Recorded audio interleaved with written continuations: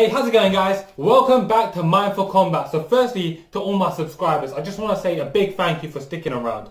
I haven't made any videos lately. Maybe I've put out maybe one or two. I haven't really worked on my channel or tried to grow a platform. It's because I've been so busy in my private and personal life. I've been getting married, so that obviously takes a ton of time and effort. So it's kept me really busy. And even this video that I'm going to put out now, the timing of it is not great. But I tell you what, it's better I get a prediction out there than none at all. And this is for a fight that I cannot wait to see. And it's a fight, I've been watching all the fights. That never stops no matter what I'm doing. It's just about whether or not I'm YouTubing. So anyways, guys, let's do a breakdown for Max Holloway versus Dustin Poirier, number 2 for the UFC interim lightweight championship. Now, full disclaimer, I know they fought previously. They fought at featherweight once upon a time, when Max Holloway was, what, 4-0, took the fight on like 10 days notice or something ridiculous like that, came in and had a respectable showing up until Dustin Poirier took him down and, submitted him. I don't think that fight bears any information or weight in how this fight's going to play out now. I think those days are long gone. This is a completely different Max Holloway. It's a completely different Dustin Poirier. So it's very important to note that going into the fight. How do I think the fight's going to play out and what's key and what's important? Well, let's get into that. I'm going to go through the tail of the tape. Quick shout out to my boy Tail of the Tape, who's got his own channel. Check him out. You'll probably comment down below. Check him out if you ain't already checked him out. He's a G. But yeah, let me go through the tail of the tape. And step by step we can discuss where each of the factors has impact. So Max Holloway, the young man, the young featherweight champion who's been lauded as one of the greatest featherweights of all time, is only 27 years old. He's standing opposed Dustin Poirier, who's 30 years old. Both young, both in the prime of their athletic careers and their life. They're both young men in the prime of their lives, and they are colliding in their prime for their rematch. Okay, let's look at their records. Max Holloway is 20 wins and 3 losses on a 13-fight win streak. The fighter that we see on this 13-fight win streak is completely dissimilar from the fighter that went 7-3 to start off his career. He's fighting Dustin Poirier, who's 24 wins, 5 losses and 1 no contest. And though he's had more fights than Max Holloway, Max has had more championship fights. Now, Dustin Poirier's had some big, high-level, 5-round main event fights, but Max Holloway has had world championship fights. So I think when we're talking about experience, that's key. Like, we're probably obviously giving the championship edge to Max Holloway. How does that play out? I don't know. Max Holloway is 5'11", Dustin Poirier is 5'9", so 2 inches between them. But interestingly, Dustin Poirier has a 3-inch reach advantage with a 72-inch reach over Max Holloway's 69-inch reach. Key wins.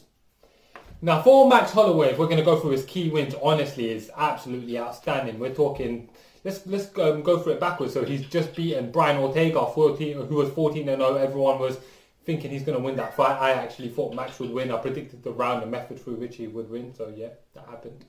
But Max Holloway beat Brian Ortega. He's beaten Jose Aldo, arguably the greatest featherweight of all time, twice. He's beaten Anthony Pettis, the former UFC and WBC lightweight champion who just won by KO at welterweight. He beat Ricardo Lamas, perennial contender. Cub Swanson, a perennial contender. He beat Charles Oliveira, current lightweight contender. He's beaten Jeremy Stephens, who's a featherweight and lightweight veteran. He has got some incredible wins. And he's standing opposite Dustin Poirier, who's coming off wins over Eddie Alvarez, Justin Gaethje, Anthony Pettis in a row. That is incredible. He's also beaten guys like Bobby Green.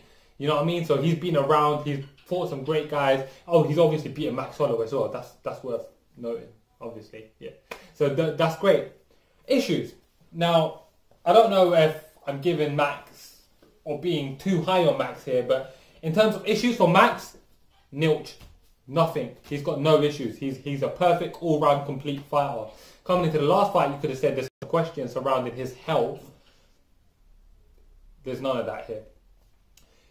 Issues for Dustin Poirier, he's very hittable. He gets hit a lot. And if you get into a rhythm where Max Holloway starts to hit you and get off on you, you're not going to win that fight. He's got to have changed his game plan for that. Now, an X factor coming into this fight is that Dustin Poirier is 8-1 at lightweight. Meanwhile, Max Holloway is making his debut at 155 pounds.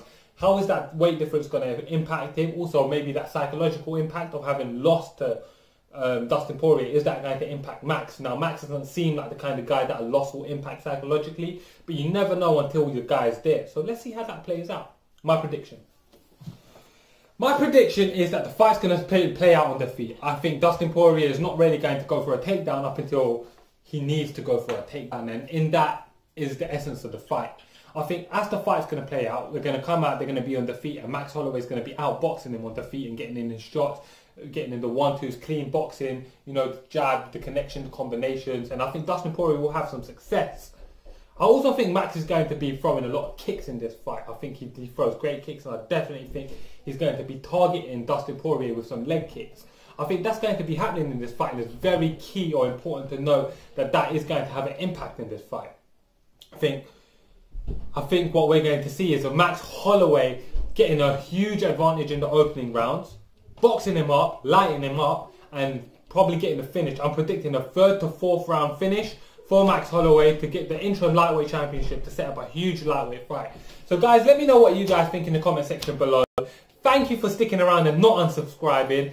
And guys, I'm going to be making content regularly again. I'm back to making videos. I'm back to being mindful combat. And I'm going to be making fight breakdowns ASAP. Obviously, the UFC 236 card is not going to have had my best efforts coming into it, because I won't get the Israel Adesanya versus Kelvin Gastelum up until too late. So I probably ain't going to be getting a boom in channel growth, but we'll get focused on that again into the next fight. For now, let's just get the content out, make some videos that I enjoy. Thank you guys for watching. I look forward to talking to every single one of you again. Thank you guys. Mindful Combat.